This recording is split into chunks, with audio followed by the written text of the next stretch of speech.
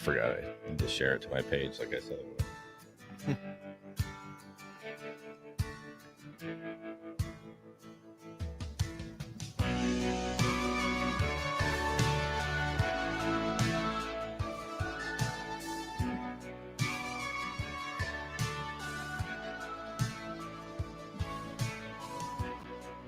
don't see it. So, Refresh. Yep, I just shared it. all right, you ready?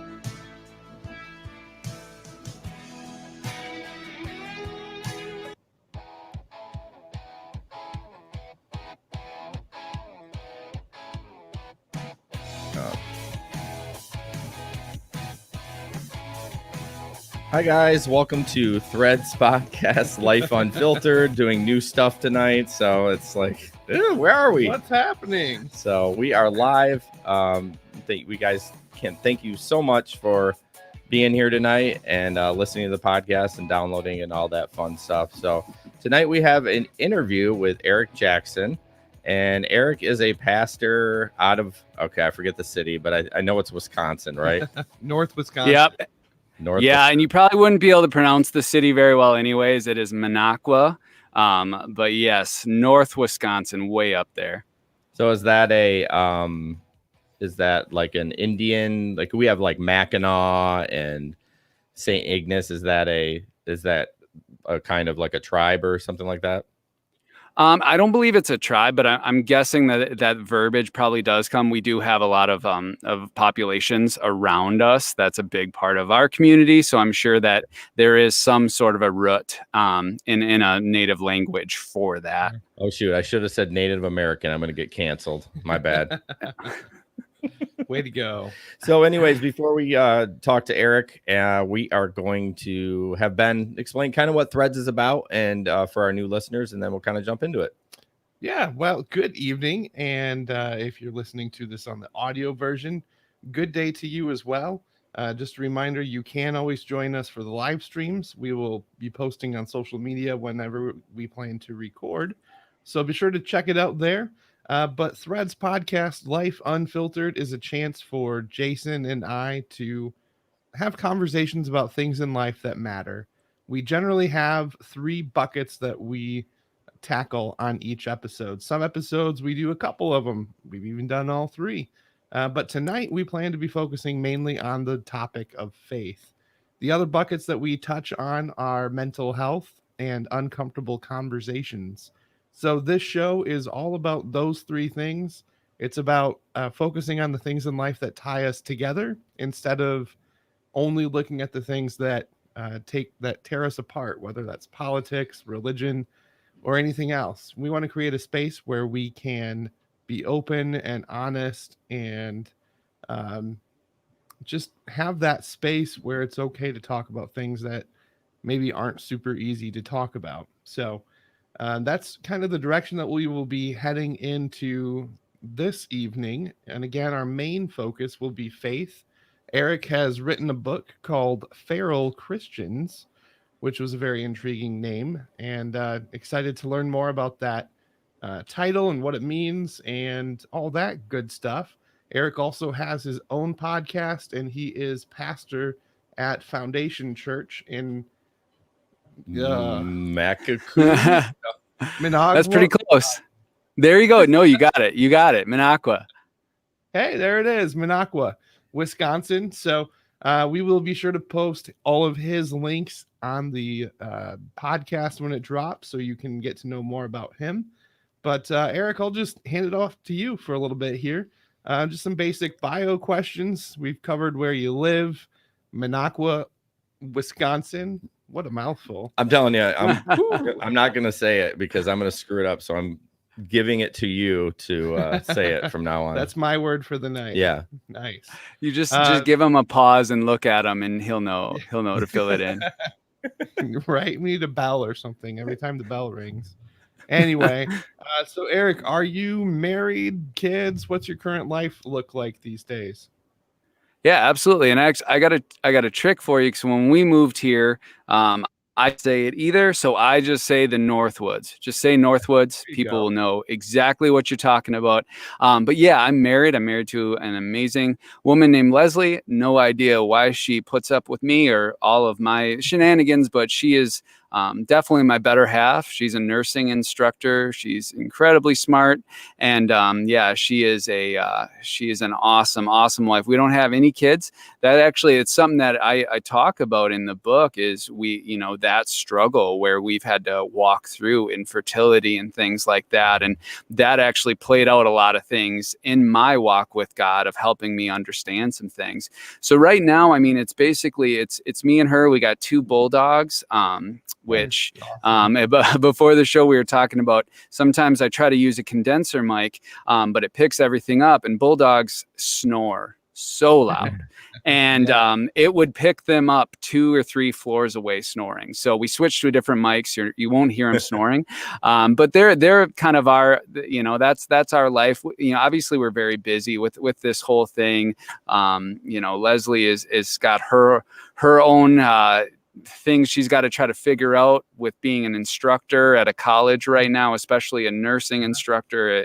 I can't give them enough credit for all the things they're trying to figure out. And then obviously me with the church and with the book, we're kind of just going right now. And so that's kind of what our life looks like right now. I mean, we love it here. This is the most beautiful place on the planet. I'm sure of it. We've got like so many lakes all over the place. So it's beautiful.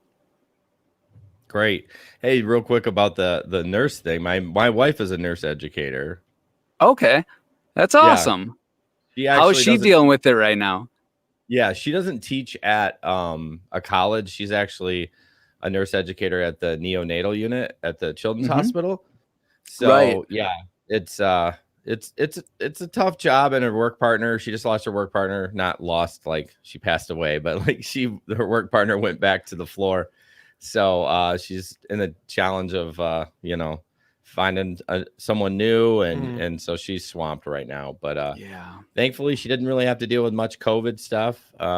So we're blessed with that. But yeah, for sure, for sure, it's a tough job. So yeah, and speaking of similarities, you mentioned your whole kids situation and the infertility and having to wrestle through that. That's something that's very known to my wife, Andy, and I. We do have kids, but we adopted both of them. And part of our journey is similar to yours, just kind of having to wrestle through that infertility and what does that look like for the future or for our family, and what does legacy mean, and all those big questions that don't feel super great. So right there with you. Yeah. Well, and it is, our biggest thing is, the question that we ask, and the first thing that surprised me so much is you don't hear really anyone talking about it. And Leslie and I felt really strongly when we were like, okay, this is a real thing. The first couple of years you try to just have it be, hey, this is just a hiccup. We're fine. We're good to go. Yep. But once you get to like year 3 and you realize, oh, this is going to be a big thing.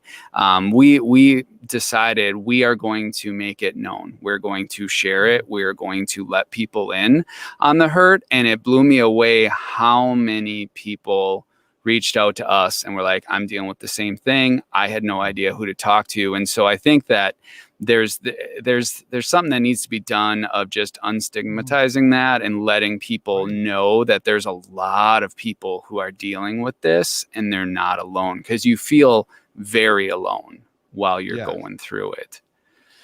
So for us, it was, I always, the way that I wrap my head around trials and things like that is that, I believe God's a good father. He wants to give us good things. And the only reason he's not going to give us something that we think is good is because he wants to give us something better. And so that's always been tough, is for us to, when you're so sure that you know what's good for you, to be able to back up and say, okay, but God, maybe you know something better for me, because that's what we believe. So it's been that process of having to allow God to, his definition of good gets to trump our definition of good. And that's tough. Yeah. That's a tough thing to to learn and walk through. Yeah. It's man, that's tough. I know just to try to relate a little bit, my therapist, who I just saw for the first time in 3 months because she was on maternity leave, they ended up. How long was your session? Like 5 hours after not being with her? It needed to be like 10 hours, but I don't have the money to pay for all that. No, same thing. They had the fertility issues, and then, so they did finally have, I mean, they spent a lot of money, but they did finally have one. And it's, there is hope out there. So I'm hoping that the people that are around you, Eric, are rallying around you and giving you a little bit of hope. And if it doesn't happen, it doesn't happen. But, at least there is some things that can be done. So for sure. Oh, absolutely. Absolutely. And we have got such a great group around us, and that's where the thing that's tough about, the infertility thing. And I mean, it's always going to be harder on my wife than me. I think that's pretty normal. Sure. But I think that, for each person, it's going to look so different. Because like you said, there's so many different directions you can go that are really good. You can look at medical interventions. You can look at adoption. And for us, it was in our personal story, God was just really clear. He didn't want us to go down any of those routes. So that was what was the hardest for us, is because we are fixers. We're both people who look at what's wrong and like, okay, let's fix it. Let's make it work. Right. And God was just like, you don't get to fix this. This is just what it is. And you're going to have to walk through this. And so it was really hard. I think that's for sure the hardest thing I've ever walked through. But God's used it. And that's what's so amazing about God, is he'll use it. Even the worst parts, if you kind of give it to him and you surrender it, he'll use it and it'll turn into something good. For sure. No, that's really good encouragement. Thank you for that. Absolutely. And then as far as your current job, so you're wearing the hat of author and podcast host, but you're also a lead pastor. Is that correct? Yeah. And it actually, the book and the podcast, I think, help my ability to be a pastor because, I'm somebody that I always want to dig into the difficult things. That's kind of who I am. I like to really sit and stare at the tough things. But sometimes as a pastor, you just got to do some lighter things. And so for me, having the podcast and things like that, it allows me more of an outlet for some of those really deep, difficult things. And I do share some of them with my church, but it allows me to find a good outlet for that. So I do all of it, but really they kind of help each other out. I think the podcast makes it easier to be a pastor, at least for me. Sure. Now, do you have a staff that works underneath you at the church, youth pastor, worship pastor, or is it kind of a one-man show? Yeah, I've got bad term. But there's a lot of people who do kind of see it that way. And there's a lot of pastors who do feel like that. Hey, I got to make this all happen and stuff. And that's actually one of the things I touch on in the book, is that the pressure that pastors are under to make it happen. I got to make it happen. And you start to do all that. But no, I've got an amazing team. I've got an amazing youth pastor that underneath me that I can't say enough great things about. And my wife is actually the worship leader. And so she's incredibly skilled at that. I always joke around, I'm good at music, but not technically. I couldn't tell you what I'm playing or how I'm playing it. She is very technically good. And so I've got a ton of help. So that helps me out a lot too, to where I can just focus in on kind of the main vision of where we're going as a church. Very cool. Yeah. So the title of your book is, quite honestly, I saw it and I was like, that's genius. I wish I thought of that. Right. It was really good. So the title of your book is Feral Christians.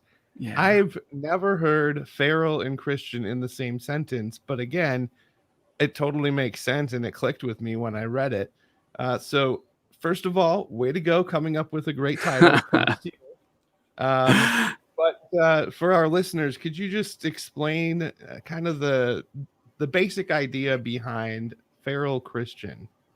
Absolutely. Well, and thank you. It was funny because this is a book that took a long time to write, because I wrote it in different seasons of my life, and then I'd kind of write, an outline, and then I'd leave it. And a few years later, when I was in a different season, I would pick it back up, but I would see things a little differently. So I'd go back, and it was something that continually morphed. But the one thing that I knew from the start was the title, because I've always loved words that only are used in the negative, but can be used positively. We just view them that way. Francis Chan did it with his book, Crazy Love. The word crazy shouldn't be used to describe God's love, but you think about it and you go, well, but it does describe God's love, even reckless love. I know that was very controversial, but it's that whole idea of taking a word that, you would think that can only be used as a negative, but there's parts of who God is and what's going on that you got to go outside the easy words, because God's love is more complicated than that and more amazing than that. So for me, feral has always been a word that I've been interested in, because I've always viewed it as just bad behavior. Like that's what it means. If something's behaving badly, it means it's feral. And when I actually looked up the definition of feral, what feral means is to act in a way that is appropriate for your species. That's all it means. In fact, feral is actually appropriate behavior. That's what that is. The problem is feral behavior is not appropriate when you're not in the appropriate environment. So you take a feral cat and you bring it into an apartment, and if that cat acts appropriately for what it is, it's inappropriate behavior, because it's not in a place that it's supposed to be. It's not in a place it was made to be. And that was the visual that just connected to me, because the whole idea that, as the church, we've gotten off track, and there's issues, and there's things we need to do better, and people are frustrated. That's not new. And there's been other people who have written on that. But for me, there was just this visual that I was like, I think that this could help people understand what they're feeling. And that was where the feral idea came from, is for so many of us, if you're a Christian, there's a way that's an appropriate way for you to live.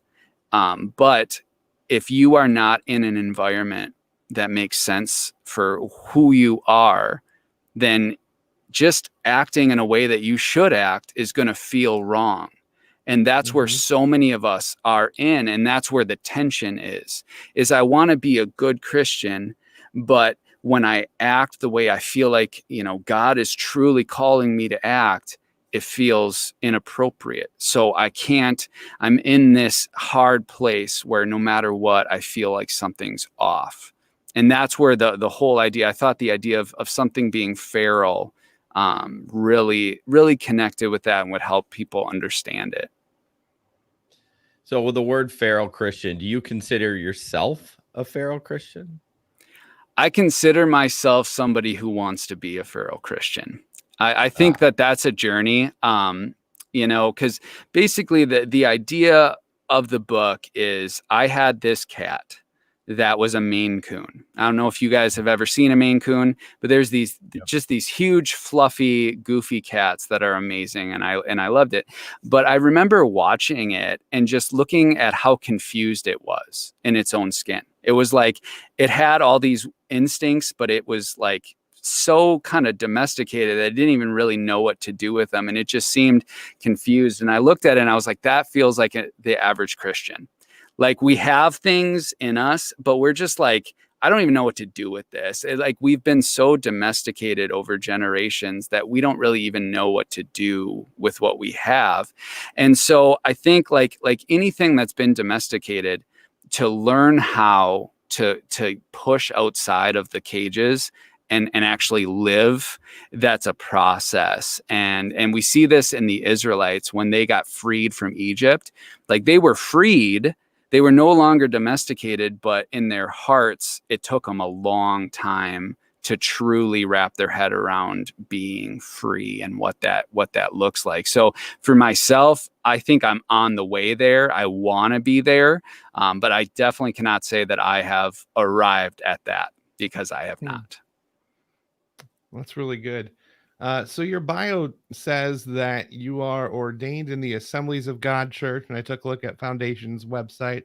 Looks like that's also an AOG church. Did you grow up in that denomination, or I guess how did you end up there?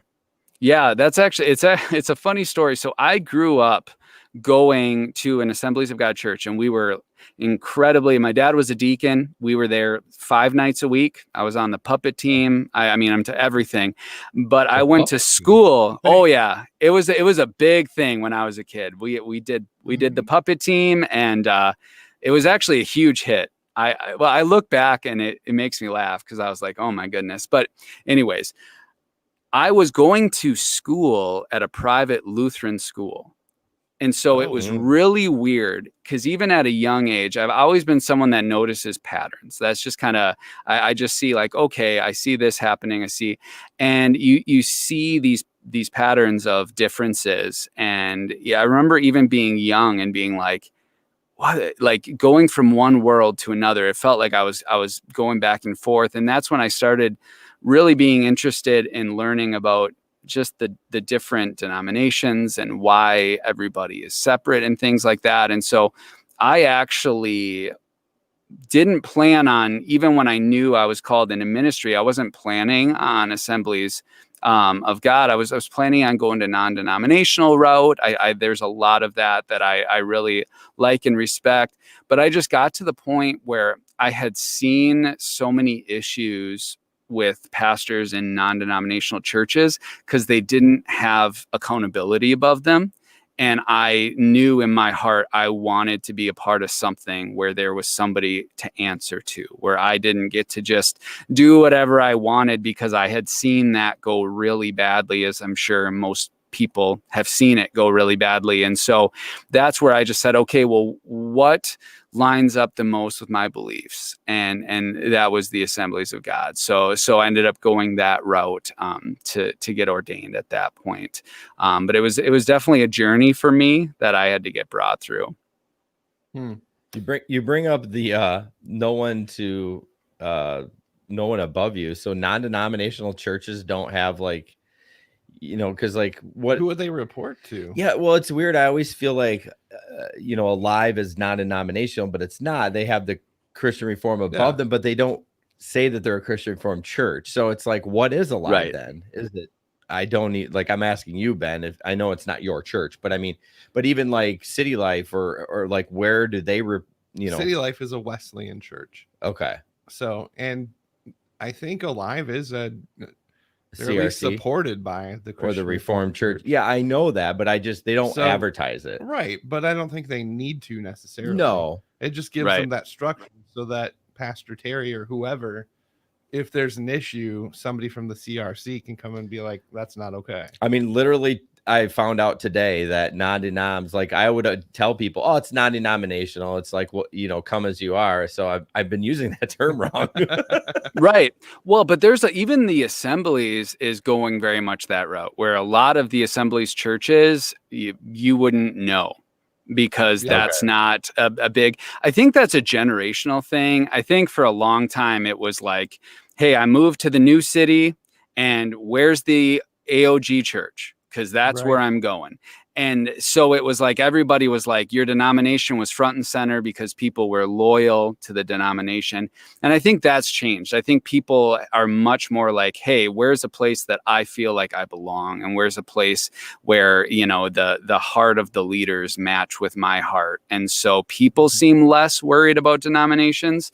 So I think churches have realized, oh, we don't need to have that front and center. That can just be, I still very much believe in having that structure and accountability, but I think even at our church, there's probably people that go there that don't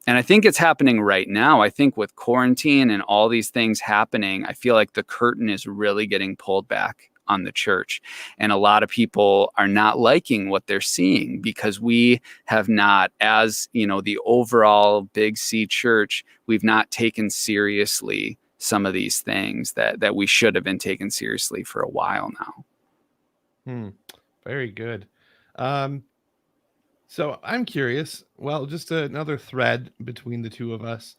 Currently, I work in sales full time, but before that, I was in youth ministry for 6 years, and still very, very passionate about ministry and church. I just happen to have two children who require a lot of time and things like that. So they've essentially become my youth group. But as one, I guess, called out one to another, when did you first sense that God was calling you into ministry? That's a really great question. And thank you for also sharing about ministry. I respect you so much. Youth ministry, as I did it for 5 years, and I tell my youth pastor all the time, like, I think the world of you, because I could not be doing it right now. But so I never had this big voice from God. I know that people did, and that's great, but I think God knows how I work, and I'd be so far gone. If he would have told me 10 years ago, like, hey, you're going to be a pastor, I would have been like, nope, I'm out of here. Cause I mean, I was the long haired bass player. That's just who I was. Like, I'm not pastor material. Like, that's just the way it is. But what God did for me was he just kept asking me to obey one thing. It was like, hey, would you lead this small group? All right, yeah, I can do that. Hey, would you give a message, at this, church thing? Sure, I can. And eventually he kind of just backed me into this corner where it was like, oh, okay, like, this is where we are right now. And so I think for some people, they need that big voice from God as that assurance. I needed the opposite, because if he would have gave me that, I would have been like, nope, I can't do that. I'm out of there. But he just kind of kept taking me one step at a time. And eventually we got there. And then I was ready, and then I could accept it, because I had gone through this whole journey of going, well, if I was able to go through all that, then maybe I can do this. So switching over to a little bit of like your family experience, we're always, I always say, everyone that helps people always has like a story behind it. I feel like they're called to ministry, or like my psychologist has a story, and those kind of things. So do you have a story? And if you don't, that's fine. And if you don't want to talk about it, that's fine. But just like growing up, I grew up in an abusive home. That's my story. But was your family active in faith? Were you, I mean, you were a bass player, so my guess is you were somewhat rebellious, unless you were like, listen to DC Talk or Striper. Yeah. Skillet's popular now, but I know. I don't think it was back in the day, though, was it? Oh, they were. Their first CD came out when I was like 12, and I'm 35. Okay, Skillet has been going for like 25 years. I'm not even joking. I can't believe they're still putting out music. They have been going. Too. I know. I'm blown away. No, Wisconsin, aren't they? I don't know if they're based out of Wisconsin. They came here a lot, though, because like I grew up in Wisconsin and no bands ever came, and they came all the time. So they must have some connection here. Maybe they were based out of it. But so as far as me, I mean, like, so I was actually in a Christian rock band in high school, and that was a big experience for me, because that's when I started to see behind the scenes. We actually got some great opportunities. We got to travel around and play across the state and do these things.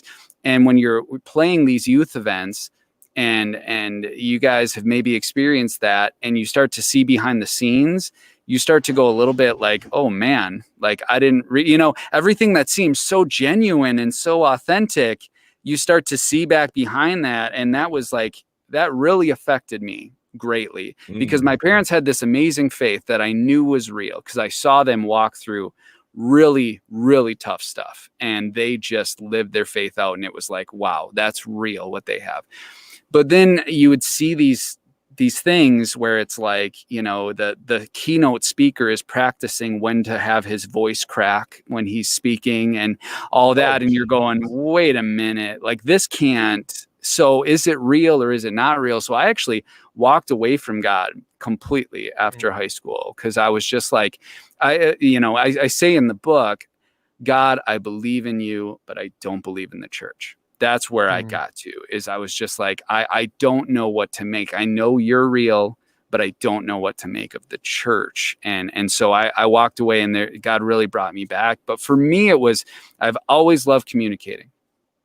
I even with music, there's something about the process of I've been someone who understands my emotions very well. I feel things very strongly, and I experience them fully, even the dark things. I'm willing to experience them. I don't want to hide.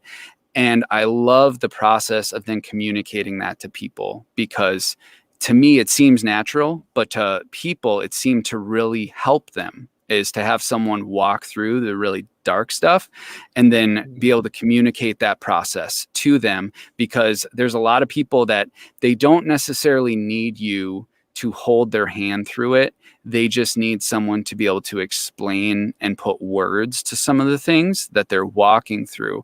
And that's when I realized I have that ability. I was a sign language interpreter for about 3 years, and I just really enjoyed that process of language. How do I take a concept and bring it into another language? And so for me, that was what really started with my eyes. It started in high school with songwriting.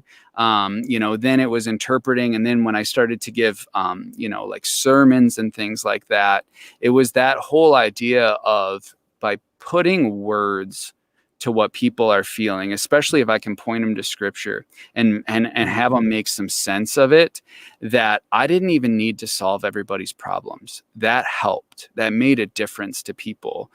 Just taking the time the hard thing is you got to really experience it yourself. You got to walk through the really tough times so that you can communicate it. But that was, for me, my kind of breakthrough that I realized at a young age, is that if I can experience something really tough, I seem to be able to communicate it. And I realized, wow, people seem to really be affected by that. And so I can do that. And I'm willing to walk through the tough stuff, if it means that I can help people who are also walking through it. Awesome. So, yeah, just a follow up to that, helping people walk through their dark times and walking through your own dark times. At what point have you, or maybe jumping the gun a little bit, but as you go through those dark times, has there ever been a point where you were like, all right, I need some professional help here? Like, Bible, great. Scripture says this. That's awesome. I've been praying a lot, but there's still a mountain in the way and I don't know what to do with it. Have you ever been in a spot like that? And have you ever sought help from perhaps a mental health therapist? Yes, absolutely. And I think everybody should. I think that there's huge amounts of wisdom. So I'm in a little bit of a different situation. My dad, growing up, had his PhD in biblical counseling.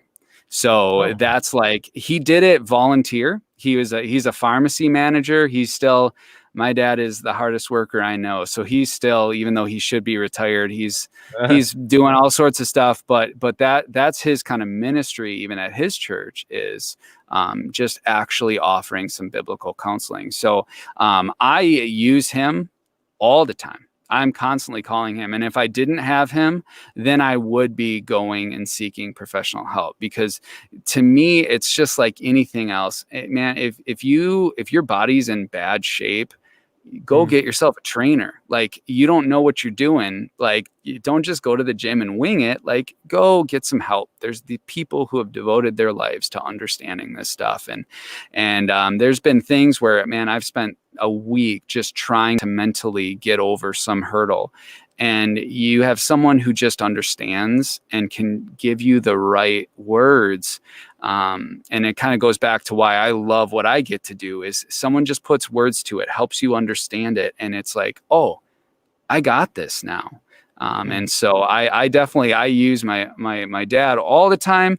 And I would be open to, even if there was a situation where I thought, okay, that he's not the right person, I would absolutely go and get some professional help. I think everybody should. I really think that I haven't met many people who couldn't benefit from sitting down and talking to someone who really knows what they're doing when it comes to mental health. Yeah, very true. Sorry.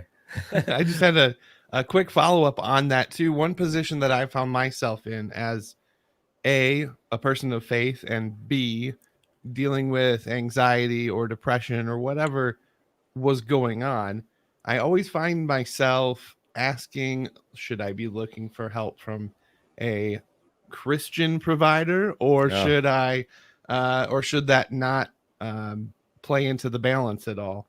So just curious from your perspective, do you think that somebody who is a person of faith should seek mental health help from somebody who may not see eye to eye on that level? Yeah, I mean, I think that that's going to be a personal thing, because I think each provider is going to either work or not work. I mean, I would definitely say don't go to somebody who's going to actively point you away from God.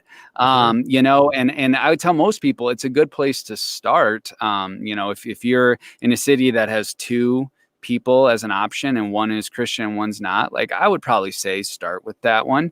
But I would also say if you go to that one and it's not a good fit at all and it's not working, I wouldn't be against, okay, go try somebody else.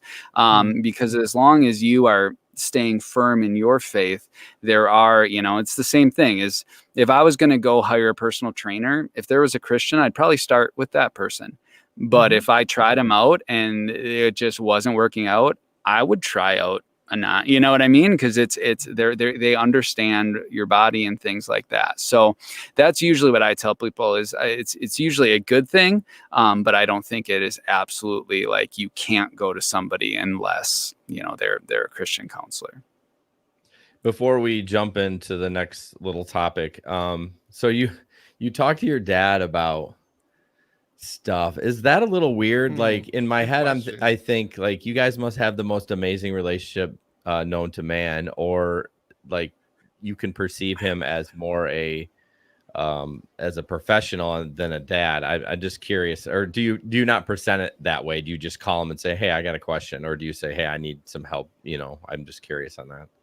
Yeah, I mean, it's a good question. So my dad is a very unique guy. And Dad, if you're watching, I love you, but it's true. He compartmentalizes better than anyone I have ever met in my life. I wish I could. I've said, Dad, just give me like 1% of your. So I know when it comes to my dad, when I sit down and say, Dad, I need a counseling session. And that's how I say it. I don't say, hey, let's talk. Dad, I need a counseling session. He puts on a counselor hat, and for that hour, that's who he is. And then when we get done, he takes that hat off, and now he's my dad again. Like, it's a skill that he has. I mean, we do have a great relationship, and I do trust him. But that makes it easier because, like I said, I've just never seen anyone who can take. I wish I had that, because when it comes to being a pastor and a husband and a friend, it's like if I could just take hats off and be done, that would be amazing. But I don't have that skill. And so that's really what it is I just say, Dad, I need you to be a counselor for the next hour, and then we'll go get lunch and you can be my dad after that. And he can do that. He's got no problem doing that. Wow. That's quite a skill. That is amazing. So let's jump into being, Ben wrote a question of the alternative to being a Pharaoh Christian. Like, is there an alternative to being a Pharaoh Christian? Well, I guess where I was going with my thought process on that is I feel like there's some people, a lot of people, unfortunately, who are leaving the church because they don't fit the domesticated Christian the idea, lifestyle, the mold. Yeah, they don't fit the mold. I have one friend who was very zealous in his faith, very active growing up. He worked at a summer camp, and part of his story is he identifies now as a homosexual, and the church historically, in my opinion, has not done a very good job of loving people who are other than what the church consists of, whether that's people of different sexual orientations, people of different races. It seems to me that those who are different have the most difficult time in the church. And so when I wrote, what's the alternative to being a feral Christian? I guess I see it as there's three options essentially. And maybe I'm missing something, and I'd love your feedback on it too. If you're feeling like you're not fitting in the church anymore, you can leave, obviously. You can fake it till you make it and fill that domesticated role, or you can operate as a feral Christian. So I guess in your mind, what are the options, and what's, I guess, the alternative to being a feral Christian? No, that's a fantastic question, because that's really the heart of why I wrote the book. They always say, be who you needed when you were younger. And this is what I needed. When I was in that place where I was starting to see behind the scenes of the church, and I didn't like what I was seeing, and I was wrestling with like, man, I know some of this is real, but I think some of this is fake. And what do I do with that? I needed someone to give me basically this book to say, here's what you do with that. Because you're right. This is where most people think. Either I have to just leave the church, or I just have to become, I call it, I can't think of it, but basically where you just get so numb to it that you forget that you once didn't like it in the first place. You just completely get to that point. And I think that's the fear. And that's part of the reason why even the way we do church is tough, because I feel like it's set up as a process of kind of numbing people to where when they're finally in a place of any sort of authority, they've completely just taken on the traditions and all of that. And so for me, the idea of you can actually live as a feral Christian in a church that is domesticated, but it's going to be really hard, but you are actually going to give other people permission to do that same thing. And that's a big part of what this, basically what the book consists of. Is the first kind of unit is making the case for the fact that the church is domesticated. Okay, let's make this case. Then the second part is like, okay, what was the New Testament church actually like? What was the Apostle Paul like? What were the churches that he planted like? And how is that different? And then the last part is just like, okay, what do we do? And that's, to me, the most important part is so if you're a Christian that you're frustrated, you're living on the outskirts of the church. Like you go to church, but you don't feel like you really belong, and you're on the outskirts. You're looking over on the other side of the fence. And like you said, there's a lot of people who they've already gone. And I think this book is even for a lot of people who have already left the church. There is a path forward. And the biggest thing is it just comes to becoming passionate about possessing land. So I bring it back to the Old Testament and the Israelites and how God was always calling them to possess land. Go possess this land. And as a Christian, I think we all have to realize you're called to go do something. Like that's the whole point, is you've been given this transformation and this power and all of these things. And it's to go do something. And it's to change the mindset of, okay, now that I'm a Christian, I got to make sure that I'm staying inside the fence. And once you switch that to now I want to go do something. I want to make a difference. I want to get out and go possess land that God's called me to possess.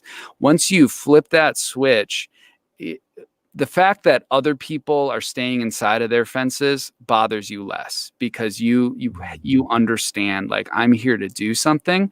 But when people see that, that's undeniable to people. And I've seen it happen. It only takes one person to start really living in like freedom and in joy and in like a passionate vision for what God's calling them to do. And everybody starts looking around going, I think we might be missing something. And so that's my call to people is you can do this. And even if your church isn't quite where it needs to be, you can do exactly what you're supposed to be doing. Good. Great response. I appreciate that. So, Ben had a question. Let's talk unwritten expectations. There's so many for Christians. Can you talk about that a little bit and what your thought process is on it? Absolutely. And you're right. I mean, especially as a pastor, it's, that's part of the reason why I purposefully try to subvert expectations. So you can see my hair is pretty wild and crazy for a lead pastor. But Right. for me, I feel passionate about purposefully choosing the ones that I know are not harmful, choosing the ones that people probably aren't even going to bring up because they know they shouldn't, but really going to that place to make sure we know, like, we're not here to follow rules. Like, you weren't saved to follow rules. Like, that's you get to, like, for the first time in your life, you actually can hit the mark, and that's exciting.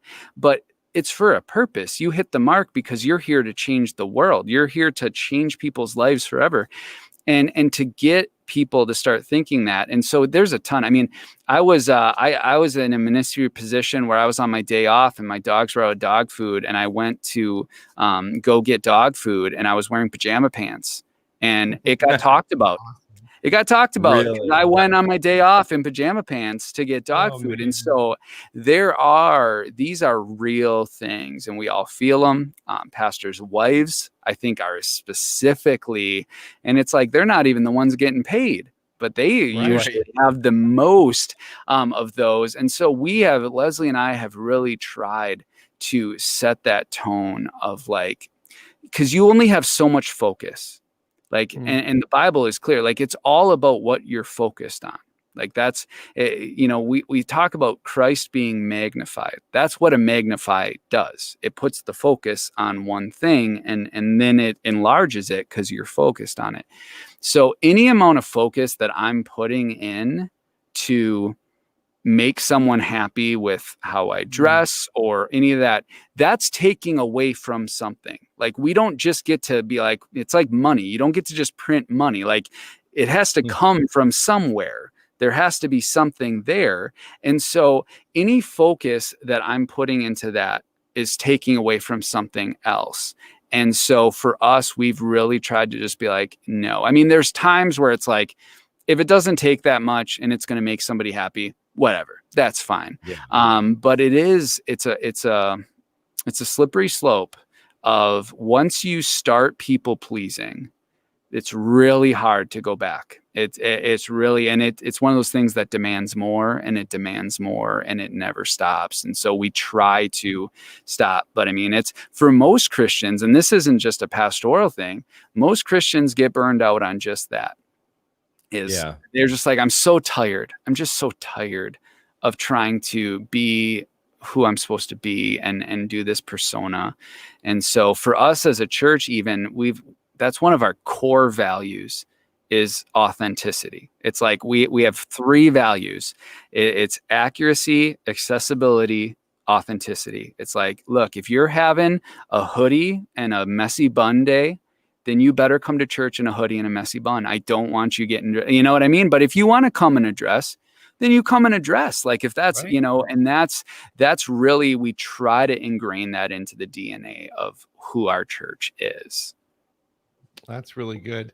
Talking about unwritten expectations, the first church that I worked at was very traditional in that they had a parsonage right next to the church. Do you know what a parsonage is? I do. Wow. Where the pastor lives. Yes. So the senior pastor had moved out of the parsonage. Now I understand why. So when I moved there and that was an option for housing, it was affordable. It was great. It was part of my salary package. So I was like, yeah, that makes a lot of sense. I'm going to live in the parsonage. And within a couple of weeks, I would say, I realized just how, I don't want to say awful. I don't want to awfulize it, but I understand why the senior pastor decided he didn't want to live there. There was a women's Bible study happening at the church next door, and apparently they ran out of toilet paper. And apparently it becomes whoever's in the parsonage, it's their responsibility to take care of that situation. This was also on my day off. Something I miss about the ministry world is you work Sunday, so you get a day off in the week. But so it was my day off. I was still sleeping. It was like 10 in the morning. Whatever, sleeping in. So I hear this very urgent knock on the door, not the front door, but the door in the garage. So somebody had managed to walk into the garage of the parsonage and knock on the door to the dining room, and they're knocking very loudly. And so I'm just stumbling out of bed, like, what in the world? What do you need? I thought maybe somebody was having a medical emergency or something. So I get to the door, and it's this little old lady. And she's like, we're out of toilet paper. Do you have any? I'm just like, seriously? Like, this is your solution to just go? Apparently if you're in the parsonage, one of the expectation is you are available and supposed to be on 24 hours a day. So certainly can identify with those unwritten expectations. And that's just a funny one, but there's so many, whether it's for the pastor or for the pastor's wife. The same lady, if she saw one of my youth group kids coming into church with a beanie on, heaven forbid, she would go up to them and take it off of their head. And I'm just like, come on. So there are so many of those crazy expectations. Well, it's a big problem. And your story, it's funny, but it's also not funny. You know what I mean? Like it's funny, but it's like, this is the reality of just the expectation of it. And that's what I've seen, the same thing. I've seen church splits over the color of the carpeting that they were putting in. Like, these are things that legitimately, because people are so focused on appearances, and it's just like, Jesus talked about this. Like, this is specific things that Jesus like railed people on when he was on earth. Like, how are we back to this place where, like, Jesus is like, look, don't worry about this. Don't worry about this stuff. Don't focus on this stuff. Focus on what's going on inside. That's where the change happens. That's what's important. Worry about inside. It's like, he could not have been more clear, but we struggle with this stuff. So in the midst of the expectations, one last question for you. You brought up what Christ calls us to. And there's certainly a balance that I think needs to be struck between expectation and healthy expectation and unhealthy expectations. And as much as I shy against the idea of tradition and always doing the same things, there's a couple of traditions within the church that I feel are super beneficial, like the Lord's Supper and baptism. So I guess my question for you as we wrap things up is, what place does tradition have in the church? Is there a place for it yet in the church today? Absolutely. And that's actually, I did a podcast specifically on tradition, because I think this is such an important topic, because like you said, there are great traditions. Paul even said, and he was writing to the church, like, I'm excited that you are keeping to the traditions that I've set. So to me, the question is, when it comes to a tradition, does this tradition bring you back to what's important, or does it take you away from what's important? So the Lord's Supper, I love it, because no matter how crazy life gets, no matter how much you're trying to do stuff, you sit down and you think about, man, Jesus showed me what love looks like. He sacrificed everything. That's love. And he also said, there's a new covenant in my blood, which means like I have this new covenant that I get to walk this love out through. And it's like, when you think and you focus on that, it's like, oh man, I'm not going to worry about all this other stuff. That's a good tradition, because it brings you back to what's important. The traditions that I usually say you got to get rid of this are the ones that are just like, even if you're thinking about what's important, they're like, no, you got to stop thinking about that. Think about this. What tie are you going to wear? How are you going to how early do you have to get up to get your hair done in time for church? Stuff like that. to me, those are traditions that we got to get rid of, because to me, it's all about focus. The Bible is just so clear. It's all about focus. And so for me, it's like I look at traditions and I say, okay, which ones bring me back to what's important, which ones pull me away from what's important. And then I try to just stick on those, because traditions are really, really good. And you went back to balancing the healthy and the unhealthy expectations. That's what I think is exciting about being a Pharaoh Christian, is it's not about not doing anything. It's not about not having to worry like, hey, I just get to sit. It's going to be harder. Like, you're going to be called to more, because to live as a Pharaoh Christian requires more from you than to live as a domesticated Christian. If you look at animals, when you're domesticated, it requires less. So it's not about being lazy. It's not about, hey, I want to just be able to sin and not have anyone say anything. It's about, do I want to live the way I was meant to live, or do I want to live locked up in this fence because I have been told that that's what a good Christian does? Or am I going to trust that when I read the Bible, that doesn't sound like that's what a good Christian does, and I need to press into what I'm actually supposed to do? Great. Thank you so much, Eric. Before we wrap up here, I would love for you to talk, just, name your book, just so we can go back to that. And then your podcast too. Tell everyone a little bit about what that's about. I know it's kind of about the book, but I'm sure it's more than just that. Yeah, absolutely. Thank you. I mean, it's pretty easy. All my stuff is just, Pharaoh Christian. My website is The Pharaoh Christian, so you can link everything from there. Amazon, if you just search Pharaoh Christian, it'll be the first one. I think that's one of the nice benefits to coming up with a word that no one else would ever try to use, is you kind of get that. And the podcast is the Pharaoh Christian podcast. And basically what it was is, the idea is that I people were going to read the book, and I hope that they would identify with it and say, this is, like I'd said before, someone put words to what I'm feeling, and that's powerful. But then I wanted there to be something more than just, well, that's cool, now I'm going to move on. So the podcast, I'm hoping, becomes much more of a community where, we just take on topics and we say, okay, let's look at this topic, and how does this relate to being a Pharaoh Christian?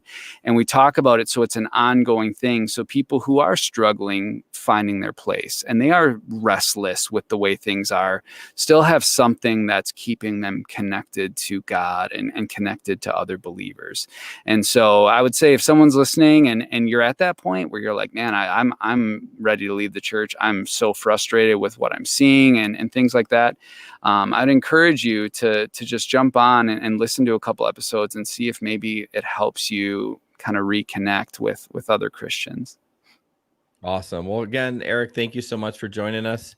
And, we'll make sure we promote all that fun stuff about your podcast. It's always fun to have a good podcaster on, because they have a nice mic and their audio sounds great. So Absolutely, we appreciate it. So we're going to sign off here, but then just stay on the line real quick. So again, Sounds guys, good. Thanks so much for listening to Threads podcast. We really appreciate it, and we will talk to you. And I don't know, we have a meeting after this. Yeah, we're gonna figure it out. So we'll see you when we see you. All right.